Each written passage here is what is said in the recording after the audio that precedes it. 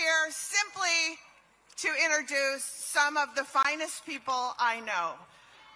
At some point, we have to confront the labor imbalance head-on. Our guidance counselors still push the same tired pipeline, STEM, pre-med, maybe a grudging nod to business, while a clearly underdeveloped sector sits right outside our school doors chanting. The protest industry is no longer a cottage operation. It has matured into a complex, vertically integrated field.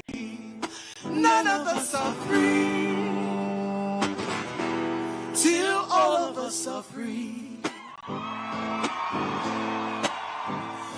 Protest is no longer a cottage operation. It has matured into a complex, vertically integrated field with roles spanning logistics, messaging, performance, risk management, and most crucially, optics. Yet high school seniors are given exactly zero structured exposure. We march past an opportunity that stands before us. A modern curriculum would correct this. Introductory coursework might include slogan compression, the art of reducing a dubious causal claim to 5 words and a rhyme. Internships are obvious and plentiful. Student could rotate through departments, street presence, social media amplification, and the always critical rapid narrative adjustment unit, which specializes in pivoting within the first news cycle. Apprenticeships with seasoned professionals would provide invaluable field experience. I mean, it's amazing. Every fucking day, there's something new.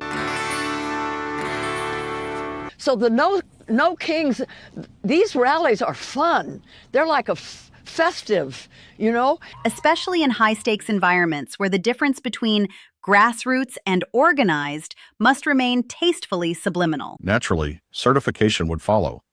A tiered credentialing system would help employers distinguish between casual enthusiasts and those with demonstrated competencies in crowd choreography and chant synchronization. So I'm just a press liaison for the event. Continuing education would be required, given the field's rapid evolution and the half-life of yesterday's outrage, an inescapable facet the multidisciplinary practitioner simply must address. No more ICE!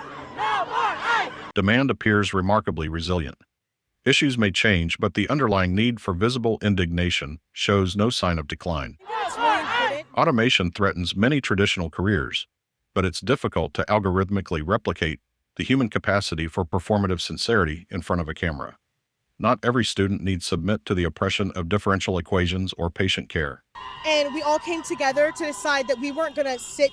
Some have a natural gift for megaphones, timing, and the instinctive sense of where the lens is. Be suspended. They said that we... It seems only fair that our educational system recognize such talent, nurture it, and send it out into the world fully credentialed, well-practiced, and ready to make a difference. Sustainable outrage demands long-term career planning in high-intensity advocacy.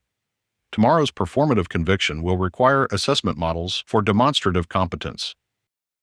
Not all students are cut out for client-facing roles. Fortunately, the industry is flush with blue ocean organizational and infrastructural opportunities. Emerging industries eventually discover that selling isn't merely the visible thing. It's forging everything that makes the visible thing possible. Examples include authenticity assurance services and many others. None of these involve changing the underlying product. Visible moral urgency remains the headline. The opportunity is everything that sits just behind it, quietly shaping, measuring, and monetizing what calls itself spontaneous. Professionalizing and emerging dissent exigence requires a structured, forward-looking framework for youth engagement, one that recognizes protest not as episodic expression, but as a durable component of the political expression economy. Data-driven communication competencies in activist contexts can be cultivated systematically, if still described as organic, through pedagogies that integrate growth-minded inclusivity, social-emotional calibration, and context-sensitive cultural fluency. We cannot, as the American people, be allowed to be lied into. The task before us is not merely to encourage participation, that threshold has long been crossed, but to formalize preparation. Absent such efforts, we risk perpetuating an inequitable landscape in which only the informally trained achieve visibility, while others remain under-amplified despite comparable conviction. A coordinated educational response will ensure that future cohorts enter the field with passion, demonstrable proficiency, adaptive awareness, and a shared vocabulary of practice. In this light, the institutionalization of dissent will align existing educational pathways with an already normalized mode of civic engagement, and, in doing so, quietly resolve the long-standing gap between expression and employability.